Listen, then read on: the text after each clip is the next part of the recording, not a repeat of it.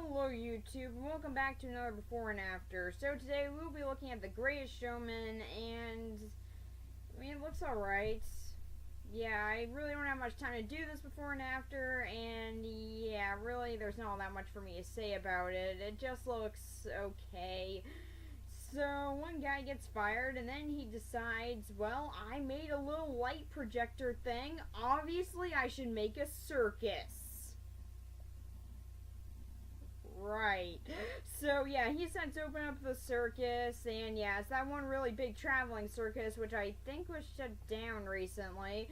So yeah, kind of a weird time to do it. Like, hey, let's make a movie about the circus that was recently shut down, because I guess if people don't get to see it anymore, they can at least see it on the big screen. So yeah, it looks okay in that regard, I guess. Yeah, I will say that it does look kind of interesting, and yeah, it is definitely a kind of interesting subject to do a movie on, and yeah, Hugh Jackman is a good actor, and also, one thing that I want to bring up is that two Disney Channel stars are in this. Yeah, Zendaya and Zac Efron. Kind of surprised to see them both working together, but hey, that's still pretty cool. And Bella Thorne, well, she's off making horror movies, so she's way too busy doing that to be in this. If only she could have just gone into this. That would have been a great reunion. But no, horror movies are her thing. Honestly, I'm kind of happy for her on that. So, yeah. There's not really that much to say about it. It looks kind of pretty, I will say that. And it definitely does sort of seem to capture the sort of grandeur of this circus. So, yeah, it does seem kind of interesting to watch. But, yeah, really, it's just the making of a circus. I know there were some interesting things involved with that, but still, yeah, it's just sort of something that I'm not overly interested in seeing, but I'm gonna go see anyway. So yeah, that's pretty much it for this part. I really don't have that much to say about it outside of it looks alright, and yeah, who knows, maybe it'll blow me away, I don't know. So yeah, that's pretty much it for this. See you guys in the after part. Alright, so I got back from seeing The Greatest Showman, and it was okay. So, yeah, it's pretty much exactly what I thought it was going to be, because, well, I mean, what else are you gonna do with this story? P.T. Barnum decides to open up a circus after getting fired, and he puts weird people in it, and it takes off, except for one critic who hates it, and he decides that he needs to get this guy's approval. So, while visiting the Queen of England, because, you know, he just decided to do that one day after starting a business deal with another guy who got him in, he just gets this one singer in, and yeah, he just sort of centers the whole show around her, and that one critic is pleased. Then he becomes a jerk for a while. That's kind of most of this movie. And everyone in the circus is sad that he decided to give in to the popularity, and then he just decides to come back after a little bit of a controversy. He gets back together with his wife, and his kids are happy, and then he gives the circus over to the other guy, and everything is great after it burnt down, but they decided to make it into a tent, so it's okay. So, yeah, there's really not that much to this story. Exactly what you expect to happen happens here. Like, it's pretty... A lot of cliche stuff happens in this. It's the fame goes to their head thing. A guy who had a dream decides to follow it and actually achieves it against all the odds, and yeah. Oh, and also strange people who should be accepted, and yeah, there's a lot of cliche stories in this. However, I can't say that I hate it. Yeah, obviously the biggest problem with it is that it is extremely cliche. Like, everything in this movie I saw coming, and really, there's not that much that you can do that could surprise audiences with this. I mean, you know that the circus is going to be made because it's one of the most famous circuses in the world, so yeah, I mean, obviously it's gotta be made, so yeah, there's really not that much that you can do to really surprise people with this. So instead, it just sort of goes down a cliche route, which is a big problem to me. As yeah, I would have liked a little bit more things to have been a little bit different in this, and yeah, they just didn't really shake anything up with it. curses, I put in a pun, didn't I? Yeah, okay, so one of the actresses in this was in Shake It Up. There, if you didn't get, you understand now. So yeah, I'm sure that was a very important bit of information. So yeah, okay, so the story is extremely cliche, and yeah, there's not really anything to spoil with this. The movie about people opening up a circus. They open up a circus. I know that's a real shock.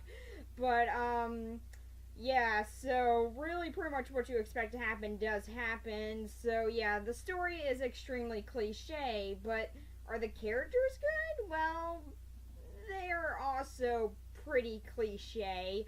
Yeah, like I said, P.T. Barnum, while I've heard that he is nothing like the real person was, yeah, I don't really know that much about the Ringling Brothers and Barnum and Bailey Circus's creation, despite having watched a podcast where they did talk about it, but yeah, that was so long ago, I don't really remember what they said about it, and yeah, it's just sort of a really random, it's just sort of a random thing for me to have known. So yeah, I don't really know that much about this. It's something that I never really had that much of an interest in. So yeah, all I know is that he was apparently a jerk in real life. So yeah, they made him a really nice guy in this, because we had to like his character. So yeah, I do see why they did that, and it does make sense. It's just, yeah, it's a little bit weird when apparently the guy was a huge jerk. So yeah, bit of a weird choice there. I mean, yeah, okay, he is a jerk at times in this. It's just he doesn't really fully go into what I've heard he was like. So yeah, that is a bit of a problem. But yeah, okay, so looking past the realism thing with this, because this is actually a musical, you know, all those based on true story musicals out there. Makes sense. So, yeah, okay, so looking past that, B.D. Barnum's character is very energetic, and I will say that Hugh Jackman does do a very good performance here, and you can tell that he really did care a lot about the project, which is something that I've heard that he really did care about. So, yeah, you can definitely see that he enjoyed being in this, especially since his past did involve being a singer and dancer. It does make sense to why this is something that he really does love to do. So, yeah, he doesn't do bad in this. It's just that, yeah, again, his character is very cliche. And, yeah, I feel like I can just say that for everybody in this movie, as, yeah, everything that you think is going to happen happens with these people. So, Charity is his wife, and she's also pretty cliche. She comes from a rich family and fell in love with the poor guy, and eventually they go out and try to make it on their own. And they do. Woo! Although, yeah, there is a little bit of a moment where he pushes her aside and gets distracted by his job, but that's not really a big deal, so it's kind of brushed away when he gets back, so yeah, it's not like it overly matters, so.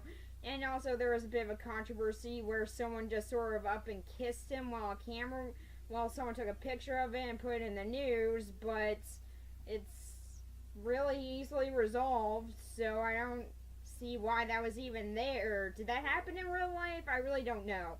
But yeah, anyway, so yeah, Charity's character isn't actually in it as much as I thought that she was gonna be. I mean, you would think that she'd be a important side character, because, well, you know, she's kind of P.T. Barnum's wife, so you would think, yeah, maybe she's gonna be a little bit important, but she's just sort of there in the background throughout most of it, and just sort of worries about their money in the beginning, and then she's not really seen throughout most of the middle of the movie, and then I just remembered, oh yeah, she's still alive, isn't she? So yeah, that's kind of all that happens with her, and then in the end, her and P.T. Barnum just live their life happily. Again, I don't know if this is what really happened, but whatever. So yeah, she's also very cliche. Again, that's something that I can say for everyone in this, so I guess I should probably stop saying that before I sound redundant, but there's really no other way to describe these characters. But yeah, she's not really in it that much, so you don't really get to know that much about her, which is a big problem. And yeah, she's not a bad character or anything, and you can definitely see her compassion for Barnum. So yeah, that's something that does add a little bit more to her, and you can see how much this was a risk for her, but that's really kind of it. And like I said, she's not in the middle of the movie that much, so yeah, for a while I forgot that she even existed. So, yeah, she's just sort of there. And the same thing can be said for her kids, except even more so. One of them has an arc where they want to be a ballerina. And that's kind of it. That's really all the kids do in this. They just one of them wants to be a ballerina and the other one is in existence. That's really all there is to them. So intrigued. So yeah, okay. So then we also got Philip Carmichael, played by Zac Efron of all people, and I will say that he does a good job here. Yeah, I don't really think that he's made for comedy roles. I think that he does work better in musicals, and yeah, he does really shine in that department here. And he can also play some of the comedy pretty well here. It's just, yeah, I don't really think that's his main suiting. I think that he's definitely made more for drama or in, well, musicals. And, yeah, he does get that chance to shine here. However, I will say that he does handle some jokes pretty well. So, yeah, he's alright in this. I definitely liked his character a little bit more in the beginning. When he fell in love with Anne, he was mostly cliche. Just like everything with him was cliche after that. But, yeah, beforehand, he was at least a little bit more cynical, which did add a little bit more to what was going, which did add a nice little contrast with him and PT. So that was nice. It's just, yeah, there wasn't all that much to him after he started falling in love with Anne. Like immediately after he saw her. Yes, it's one of those movies. So yeah, that was a bit weird to me, and I couldn't really get into that. I mean, their relationship was fine. It's just, yeah, it just sort of got boring to me because again, I saw where it was going immediately. So yeah, it got kind of boring. Although I did like this one little twist where he goes into the burning building to save her and she was already out. Like that was actually kind of funny. I don't know if that happened in real life, and I know that's supposed to be dramatic, but I just sort of found it ironic and more funny than anything. So, yeah, I mean, that does show that I does care about her, so it does add some more to him. It's just, yeah, it's also rather boring. So, yeah, then there's also Anne. She's Zendaya. She sings around, and she's I forgot what she does. She does, like, gymnastics or something. I don't know. I forgot the name for it officially. So yeah, it's been a while since I watched this movie, and I wasn't particularly interested with Anne. Yeah, she's a good character and everything. I didn't mind her. It's just that I personally found the bearded woman to be much more interesting than her. Seriously, she had much more to prove in this and was actually a really good character to follow. The actress did a really good job with her, and I think that she was a lot of fun. And she had a very upbeat personality, and I did really like her, and I did like seeing her come out of her shell and everything. She was a good character, and I liked following her. However, Anne, I feel like she wasn't as interesting, and really there just wasn't all that much that really just sort of drew me into her. I mean, yeah, alright, she's okay, and I will say that, again, the actress didn't do a bad job. Really, none of the actors or actresses did a bad job in this, and you can tell got tongue-tied, that they did actually care about their roles and the movie itself. It's just, she just wasn't as interesting to me. And again, I found the bearded woman to be the much more interesting one. And she's not even in this movie that much, which is a bit of a shame, actually. The actress did a really good job. And then we got Jenny. She's a jerk. That is all. Yeah, that's really all that there is to her. She's an opera singer who is well known in England, but pretty much P.T. Barnum decides to tell her, hey, why don't you go to America? And that's all the convincing that she needs. So she goes there and does a big opera show, and everything's fine. And then Barnum decides to go on a tour with her because he got wrapped up in the fame and blah blah blah blah blah. Yeah, she's really just sort of there for that cliche to happen, and that really got her to be boring. They don't even go that far with her character. Like, you would expect Barnum to sort of fall in love with her too and sort of create a bit of a conflict, but no, that never happens. You can tell that he did care about her and what he did for his career, but he still cared about Charity, which is obvious throughout the movie. So yeah, it really didn't, it went nowhere with her, and she just leaves. Then the place burns down, and then he's sad like he's lost everything, but then everyone's just like, no, you didn't lose everything. We're still your friends from the circus. And then he's like, yeah, okay, you're right. I'm gonna go get my wife back. I'm gonna start the circus up again. Everything's gonna be great. And that's exactly how it works. Seriously, everyone is just accepting of what he did immediately after this.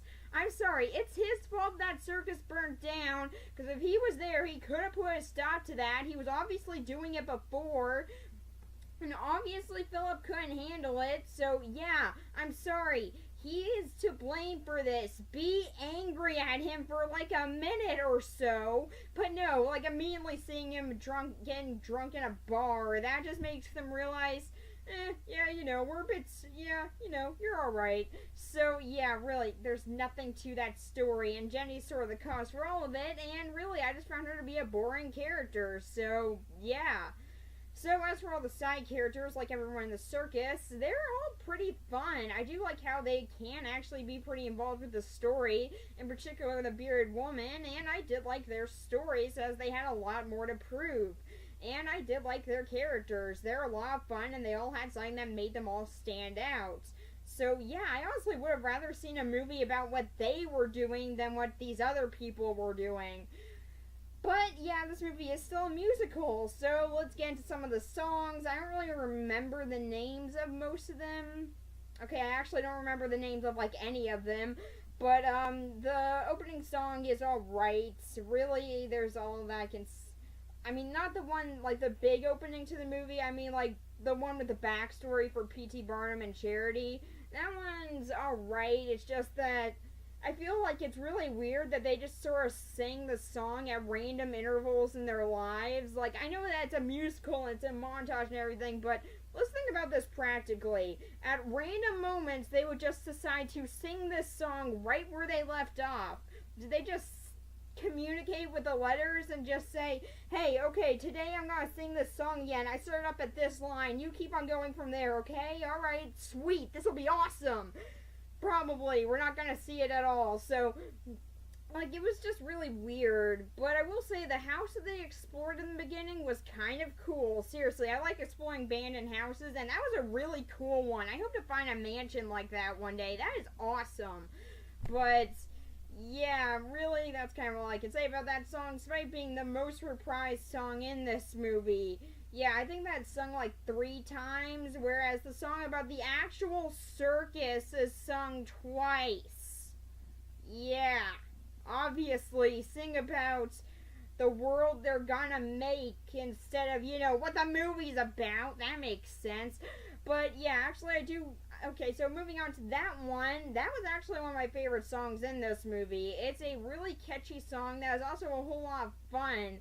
Really, it's a really good way to start off the movie, and I will say that it does really showcase the sort of grandeur of the circus. That's one thing That's one thing this movie captured really well, is the magic of being as circus. I've really only been to a few in my life, but I can definitely say this movie made them all seem much more exciting than they really were to me. I mean, yeah, they're fun and all, but honestly, I think this movie captured more of the excitement that I'm supposed to get from them, and really, it's a beautiful film to look at. A lot of the shots in this movie and the use of color and lighting really does make it feel like a circus and like a very magical experience, and that really does add to the whole look of the film, as it is very pretty to look at. But yeah, back onto the songs. Yeah, the opening one about the circus and also the ending song is very good, and I actually very much enjoyed it. It's a very fun song that is very energetic, except for random moments where the world would slow down and like everything would become dark and stuff. I was just like, wait, okay, so is he imagining that the circus is continuing or something? What's going on? But yeah, it was just a really weird moment where he was just like, huh, sweet, people like my circus still. Cool, I guess. Like, what? So yeah, that was a really weird thing. That actually happens quite a bit in these songs, which I will say is a little bit annoying. In particular, when Philip and Anne first see each other, like the world just slows down and she swings right up to his face, and then she dramatically swings back down. And, like, okay, you know how that would have looked in real life? That's what it would have looked like. He would have had like 5 seconds to see her face. I'm sorry, that was dragged out for way too long. I know that's supposed to be a magical meeting, but seriously, why was that going on for so long? But, so I guess I should actually talk about my personal favorite song in this movie, which is, crap, I don't know the name of it. Okay, but it's the song where Philip and P.T. Barnum decide to work together. That is my personal favorite song in the movie. It's a great little song inside of a bar, and they use everything in this bar. Every single thing that's there, they use it in some way, shape, or form in the choreography, and it is beautiful. Seriously, the way that this looks and the way that it's all set up is great, and I honestly do kind of think that's a really, really stupid way to do a business negotiation. Again, really going into why I think there's a lot of things in this movie were romanticized because, yeah, I don't really think that business conversations are really well done when they're in song. But apparently I'm wrong because Philip signs on when he starts singing, so maybe that's how all business conversations should go. I don't know. But yeah, really, it was a super fun song. Every single little thing in that bar is utilized in some way, and it is done really well. And also, I would just love to see this bartender's reaction later, like when they both leave. Like, okay, why'd they take peanut shells just to throw them on the floor? Who would do that? You know, I gotta sweep that up now, and oh yeah, they're all in the middle of the dance. Okay, well, I can't sweep it up now. Okay, well, I'll just do this. That's how I sweep up a floor, right? Like, yeah, I really just feel bad for that poor bartender. Oh, just so you know, they sing in that bar again later at the end of the movie. I just feel so bad for that guy. They're all clinking their bar glasses together, and like all the beers going on the floor. I feel so bad for that guy. Like, do you think that he's just used to this now? Like, do you think that they all go into this bar and all they ever do in there is sing? Like, I honestly think that's what really happens, and that now he's just sort of used to it. But yeah, anyway, it still is a really well handled song, and one that I personally would love to watch more because it was a really well done one. And honestly, I think that if every other song in this movie was like that, then I would have loved them. I mean, yeah, okay, there are a lot of good songs in this movie. It's just some of them just really weren't as good as that one. I feel like that one just really stood out to me and was just one that I just sort of held as the standard for this movie. And yeah, it was just none of the other songs really came to match that. Maybe the opening one, but it's still not the best to me. And then there's the ending song. Well, okay, yeah, I'm sure there's more songs in between this, because, like I said, I don't really remember a lot of the songs that were in this. It's been a while since I've seen it, so, yeah, my apologies for that, but, yeah, the other one that I do remember is when everyone from the circus is trying to get P.D. Barnum to start up again, despite it all being burnt down. Now, this is actually a pretty good song. Again, they do try to utilize a lot of the things within this bar. It's just, I feel like it just being so many people there just sort of distracted me from it. And, yeah, really, I think that's just sort of what took me out of it. Like I said, it really worked well when it's just two people doing this and utilizing every little thing in that bar. But when it's so many people, I can't tell who's utilizing what and how they're doing it as well as they were before. So my eyes are constantly going around on screen trying to see who I'm supposed to be looking at, and yeah, really, I just sort of lost focus of who I'm supposed to care about, who that weren't people that were singing. So yeah, I just sort of care about everyone in that bar because everyone starts singing eventually, so I lost focus there. And yeah, really, it's just not the best put together song to me, as I think that maybe if not everyone started singing, then you could put focus onto whatever you wanted. But yeah, really, I just feel like it was a very crowded scene. And yeah, I know that what they were trying to do there, it's just that, yeah, I think they really crowded a whole lot more than they really needed to. Also, a guy starts walking on a table. I mean, I know that he's small, but dude, come on, you don't need to walk on the table. There are stools right there. Walk on the stools if you want. Why are you walking on the table? That's just mean. Seriously, I feel bad for that bartender, but yeah, all the songs in this are relatively pretty good and very catchy, and also do have a lot of spectacle to them. Oh wait, yeah, there is one more that I want to bring up. Philip and Anne's song. Their song is actually pretty beautiful, and particular in the way that it's all handled with the lighting, and also that rope or something. I forgot the name of it. I know there's a certain name for one of those little rope things, like those silk things that people can climb around on. I just don't know it.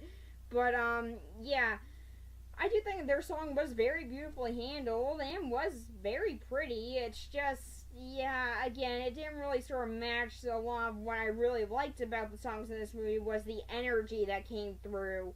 So yeah, I did like a lot of the songs in this. It's just that there were some that just weren't quite as good to me, and there were some that were kind of boring, honestly. But yeah, there were also still a lot of really great ones that really did make a lot of the music and certain moments in this movie a whole lot more special.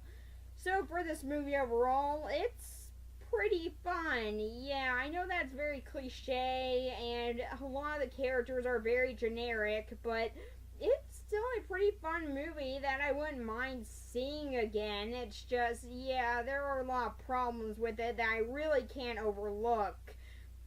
That said, though, it does capture a lot of the magic of a circus. The characters, while yes, very generic, do have their fun moments. The songs are really energetic, especially, in particular, some of them, but there are also some that do stop for some dramatic moments, which is kind of nice. And yeah, well, the story is very simple. It's not terrible. I mean, yeah, I saw everything that was going to happen, but yeah, there were still plenty of fun aspects taken in with it that I did think sort of balanced it out. Overall, it's a pretty fine movie, and I won't say that I hate it or anything. It's just, yeah, really, it does have a lot of issues that shouldn't be overlooked, but that doesn't mean that it's not something worth watching, as I do think that it was pretty fun. So, yeah, that's pretty much it for this one. Bye.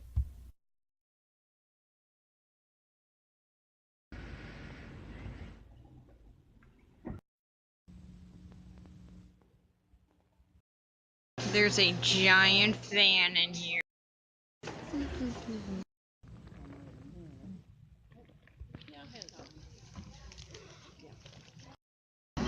Since I didn't get the opening, here are the riveting end credits.